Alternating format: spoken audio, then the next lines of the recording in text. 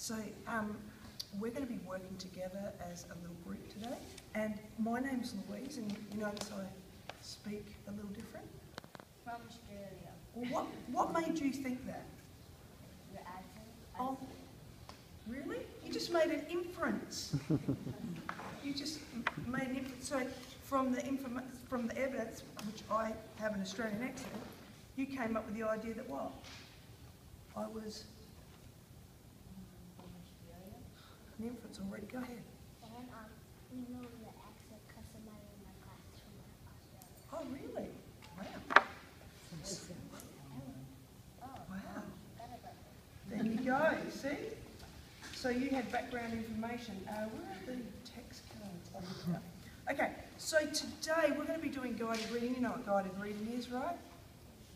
Do you know what it is? It is reading, but it's always, we work in a small group and we work on a comprehension strategy, or a strategy, okay? A strategy that'll help us become better readers, okay? So there's always a strategy attached. Now today we have a big task for you because you're really teaching, okay? So you're not in here being tested or we're not checking your reading or anything like that. You're actually teaching us how to teach this, okay? So you're the teachers, all right? So we really want to hear your ideas. So are you able to speak really loud today? Can you do that so we can hear those great ideas? Okay. Awesome. Okay. Good. So today we're going to be working on inferencing, and you just made an inference that I was Australian because the evidence was what? Your accent. Exactly. Now, say for example, let's go for another example. If I was to walk in here and my hair was soaking wet and my clothes were soaking wet, what would that tell you about the weather outside? It's raining. What made you think that? Because if you're soaking wet and you're like walking to school, there's no way except possibly if it's raining. But what's the evidence that, you know, it's raining outside? Don't put your hand up. Did I tell you that? So what are you using? Yeah, well, you're using your brain always. But what are you using? What evidence are you using? Okay, good job. So you just made another inference. So our work as readers today is to inference within the text, okay? So authors don't always tell us everything. What they do is when they write text, they don't always give us all the information, so you need to make decisions based on the text, okay?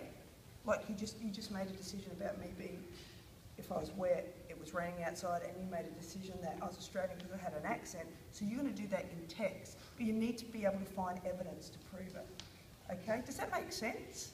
Yes. Really? Yeah. Okay, so I'm going to hand you the text here. So what strategy are we working on today as readers? Can you name it? What are we working on as readers again today? Remind me. Yeah, but what's that strategy? No, but what strategy? Put the cards down. What are we working on? I want to get really clear. We're working on inference. Okay. All right. So notice how the text is laid out. This is an interview. Okay, do you know what an interview is? Yeah, What? it's something like where you're getting a job.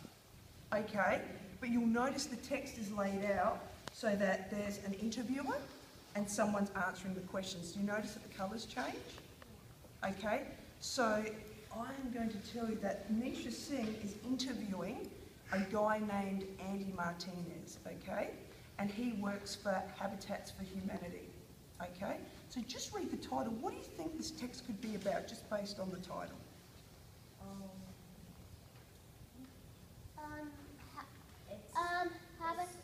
Habitat for people. That means like houses. Maybe Do you see the picture of the house? Okay, so you just made an inference then. So tell us again what you just did. Habitat for people means like your house and stuff. You see it in the house picture. Awesome, good job. Okay, anything else you want to share about what you think this text could be about? It could be about like the making like homes for animals. What made you think that about the animals? Because it says animals in the title and the early stuff. So let's just go through the title again. Habitats aren't just for animals, okay? So we're not just talking about animals, we're talking about who? People. Okay, Human. okay, Noise. okay. So what do you think this text will be about? This is going to be about Habits. habitats. You know what a habitat is? Yeah, it's like something that you do for like a lot.